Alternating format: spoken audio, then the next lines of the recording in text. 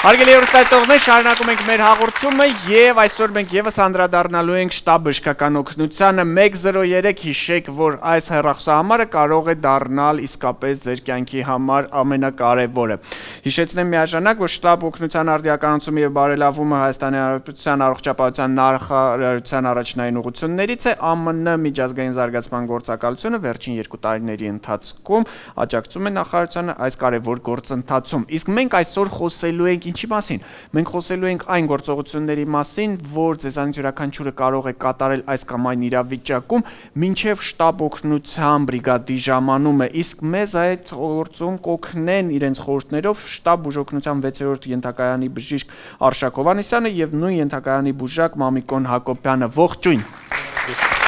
Եվ այսպես մենք ունենք այստեղ մեր օգնականները, որոնցից մեկը ծանր վիճակում է, հիմա նա միանգամից մի քանի անգամ ենթարկվելու է փորձությունների եւ տեսնենք թե ինչով կկարողանան օգնել հարազատներն ու մտերիմները։ Առաջին ամենատարածվածը դա երևի թե կրծքավանդակի շրջանի սուր ցավերն են։ Եվ այսպես կրծքավանդակի շրջանի սուր ցավեր, մարդու մոտ անհանգստություն, ցավ, զանգահարել ենք արդեն շտաբ օգնություն, բայց այնուամենայնիվ ինչ ենք խորհուրդ տալիս մինչև շտաբ օգնության ժամանելը։ Առաջին հերթին դա ինքնաթերապևտությունը չկորցնելն է։ Դրանից հետո անհրաժեշտ է որպեսզի հիվանդին տալ հանգիստ վիճակ, այսինքն ֆիզիկական ցանկացած ծանրաբեռնվածություն պետք չի։ Հիվանդը պարկում է հանգիստ, դրանից հետո պետք է արձակել։ Եկեք հենց այդ ամեն ինչը հիվանդի օրինակով ցույց ենք տալիս։ Մեր հիվանդը վատ էր զգում, այդ տեսեք բարեկամները պարկեցրել են արդեն, բայց ձեր ասածով, օրինակ ես կարծում եմ, որ ինչ կապ ունի ակնոցը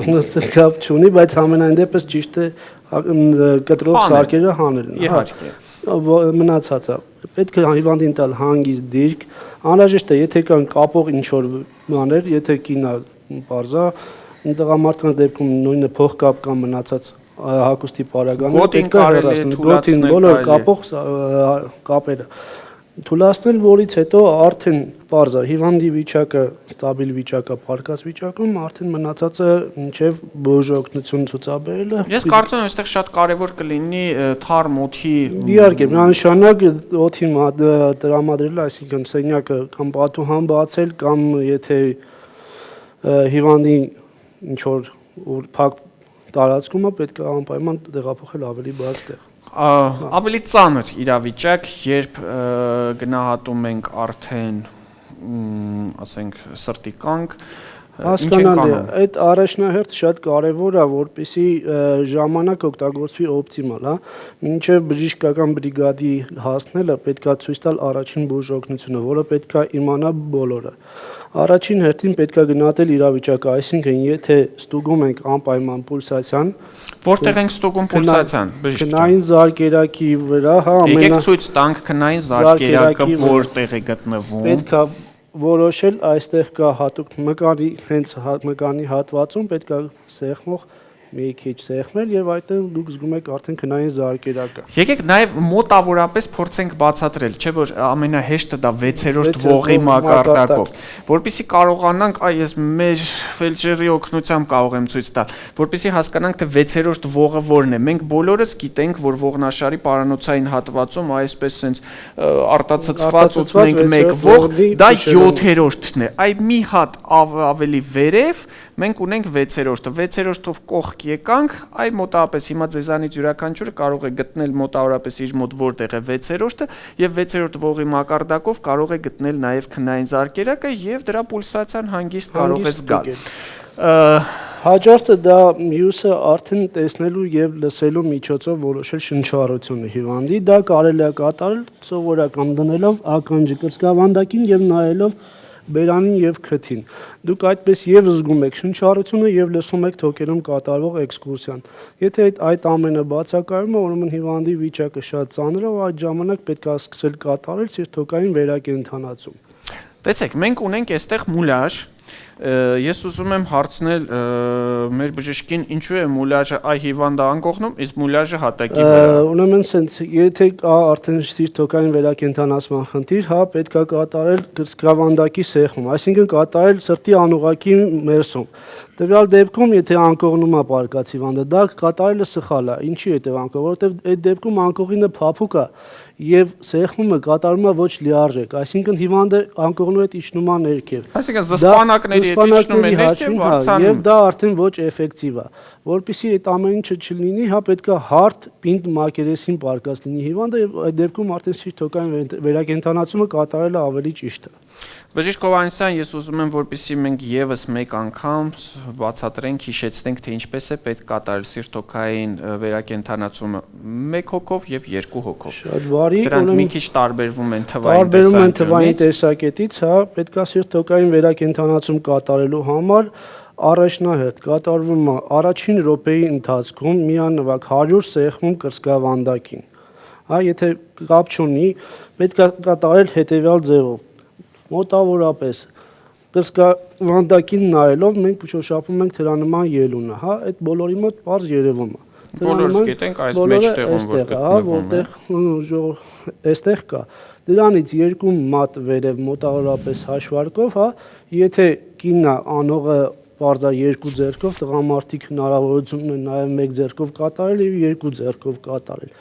Կատարվում է հերոցանման շարժումներ առանց ձեռքերը ծալելու ամբողջ մարմնի օգնությամբ։ Նկատի ունենք ծալելը արմունկները պետք է ուղղած լինի, որպեսզի առաջնահերթ դուք չեք կարող այդքան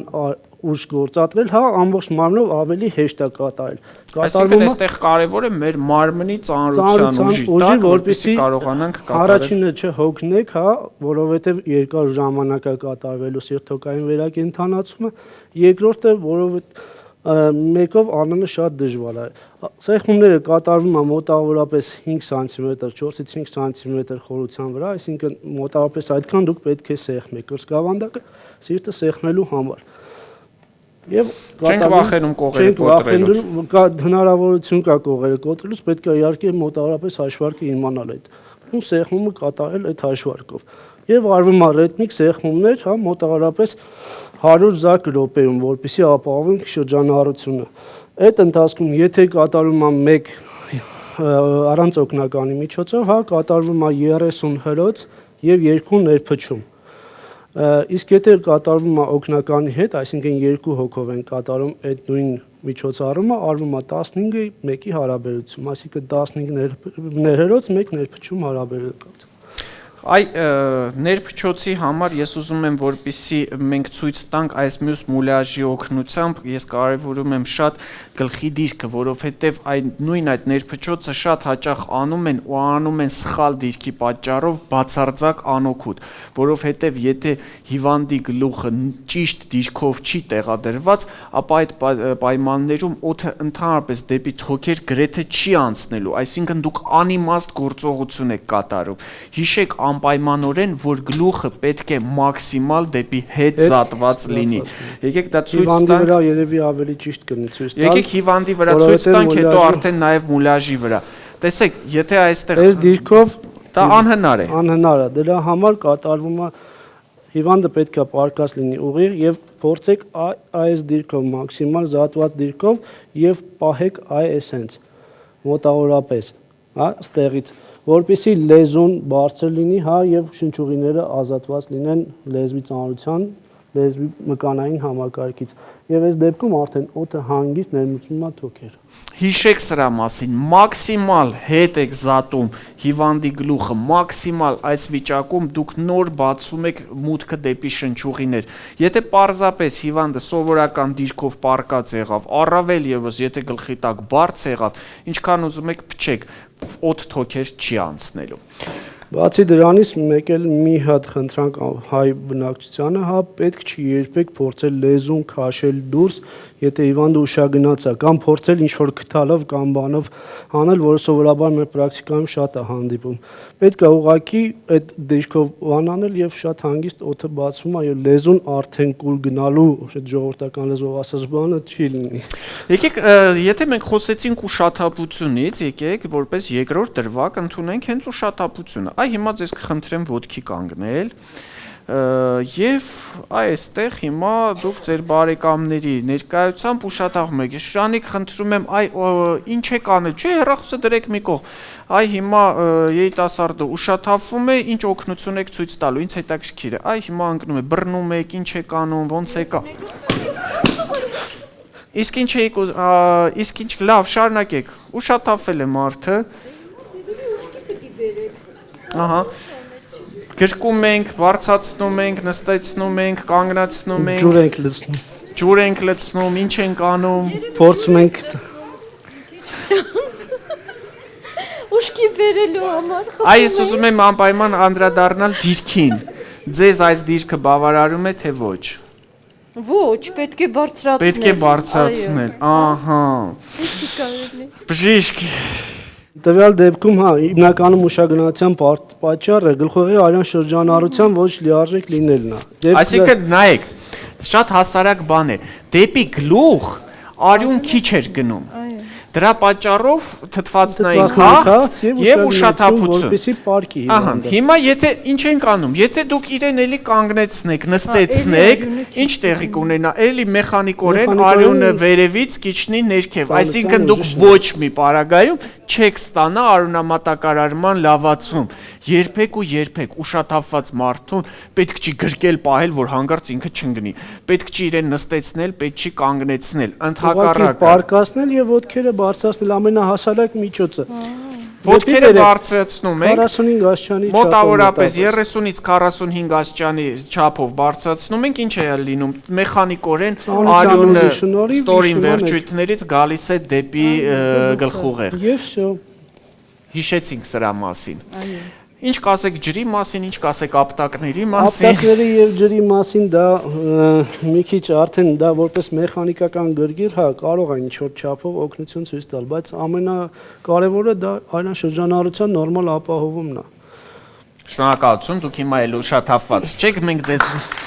ուշքի բերեցինք, այո, ծափահարությունները լրիվ տեղին էին, բայց դրանով ձեր փորձությունները չվերջացան։ Եկեք խոսենք արյունահոսությունների մասին։ Ինչպիսի արյունահոսություններ ունենք։ Հեչ պատրաստիչ չի դուք պարկեք, ես հասկանում եմ, որ հոգնած եք աշխատանքից եւ եկել եք ուզում եք մի քիչ հանգստանալ, բայց հիմա աշխատելու ժամանակն է եւ մասնավորապես պետք է մտածենք քթային արյունահոսությունների մասին։ Շուշանիկ երիտասարդի մոտ քթային արյունահոսությունը ինչ ենք անում, ինչ խորհուրդներ ենք տալիս։ Ես կարծում եմ, որ պետք է թաց թռչոց դնել այս հատվածում ճակատային կամ քթարմատի ավելի ճիշտ։ Այո, այս քթարմատի դիրքը գլուխը հետ չենք տանում, թողնում ենք ուղիղ։ Բայց չէ որ մենք բոլորս գիտենք որ պետք է գլուխը հետ տանենք։ Ես կարծում եմ, որ պետք չի գլուխը հետ տանել։ Իսկ գուցե կախենք։ Ոչ էլ կախել, ուղղակի սովորական դիրքով միայն թաց թռչոց դնել ճակատին։ Ուրեմն առաջնահերթ պետք է ապահովել, որպեսզի արյունամատակարարումը քթի շատ ուժեղ է։ Անհրաժեշտ է առանց վախենալու, Եթե արյունը այս ձևով պահենք, գնալու է կոկորտ եւ հնարավոր է լինի ասֆիքսիա, թոքեր։ Դրա համար Այսինքն հարգելի հեռուստադիտողներ, քթային արյունահոսության պարագայում երբեք գլուխը հետ մի տարեք, հատկապես երեխաներին ասում են գլուխդ բարձր պահի, գլուխդ բարձր չի կարելի, որովհետեւ գուցե քթից արյունը չի գա, բայց դուք դրանով արյունը չկանգնեցրեցիք, դուք ընդհանրապես դրանով կարող եք նպաստել, որ արյունը գնա դեպի շնչուղիներ։ Մի արեք նման բան։ Դնում ենք սառը թռչոց քթարմատի շրջանում, սառը թռչոցներ եւ բացի դրանից եւ կարող ենք այստեղ սեղմել ընդհանրապես կամ տամպոններ դնել։ Տամպոնները տարբեր ձևով կարելի է դնել, սովորական բան աղաջրով, թունդ սարկած աղաջրով, այսինքն կատարել տամպոնադար եւ շո։ Եվ ուղղակի սեղմել մի քանի րոպե սեղմած պահում ենք, դրանով կանգնեցնում ենք արյունահոսությունը։ Եթե խոսքը զարկերակային արյունահոսության մասին է, ինչպես ենք նախ տարբերում զարկերական, Շուրանի, կարող եք տարբերել զարկերակային թե երակային արյունահոսությունը, ասինքն տրավմաների պարագայում։ Այո, զարկերակային այսպես խփում է, գցում է բարձր, իսկ պուլսացիա ունի, այո, իսկ երակայինը հոսում է ուղղակի։ Ապրեք։ Ինչ ենք կատարում, որի ժամանակ ինչ է պետք կատարել, ձեր կարծիքով Շուշանի։ Ես կարծում եմ զարկերակայինի ժամանակ պետք է սեղմել, ժգուտ դնել, որպեսզի թույլ չտալ արյունը շատ գնա, իմ կարծիքով այդպես։ Որ հատվածում ենք, այ հիմա երիտասարդի մոտ այստեղ ունենք վնասվածք, որտեղ ենք դնում լարանը։ Կարծեմ մի քիչ վերև։ Մի քիչ վերև։ Թե Ինչ սխալ է Թե թույլ ըստ տալիս թևի վրա։ հերթական անգամ Շուշանիկը։ Քանի որ արյունահոսությունը դադարեցնելու համար, ժամանակավոր դադարեցնելու համար օգտագործում եք լարան, հա, տնային Այո։ պայմաններում ամենահեշտ ձևն է դա։ Պետք է լարանը դնի այնպիսի տեղ, հա, որտեղ ոսկորը մի հատ է, եւ տվյալ անոթը պետք է սեղմվի ոսկորի վրա։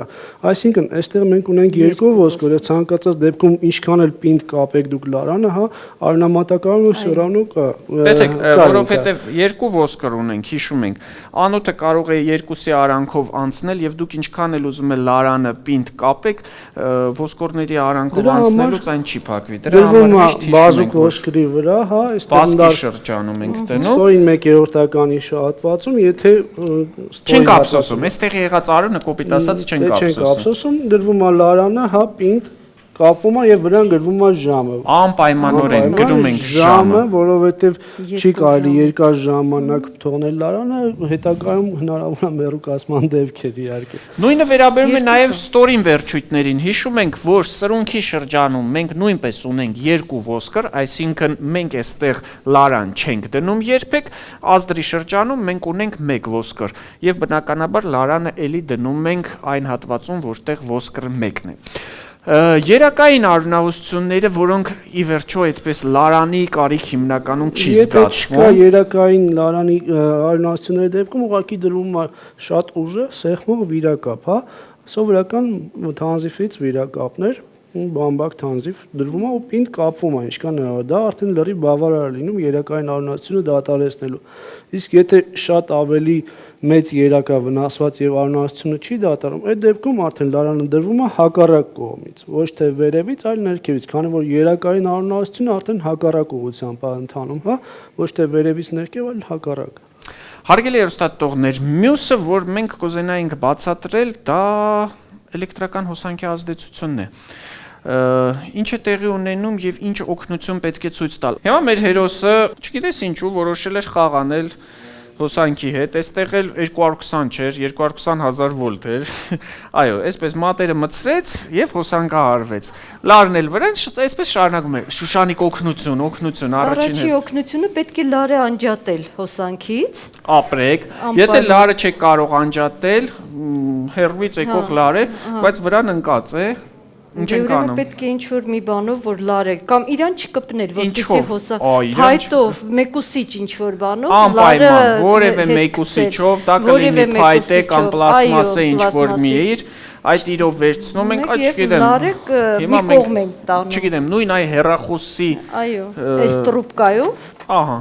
որը կարող ենք ենթադրել, որ երևի թե կլինի մեկուսիչ, մենք Այո, զգուշորեն վերցնում ենք, լարը հեռացնում ենք լարը։ Ինչ ենք անում հիվանդի հետ։ Իվանդի ճիշտ ասած չգիտեմ, հողանցում։ Էլ անելու բան չկա, Չկա մեր։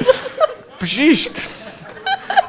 Բարեկամները ձեր են քաշել, ոչինչ չեն ուզում անել։ Սովորաբար էլեկտրահարությունների ժամանակ հա լինում է Էլ հողի մեջ են դնում, էլ վրան հող են լցնում։ Այնտեղից ասում են 5 մետր փորում են մինիմում։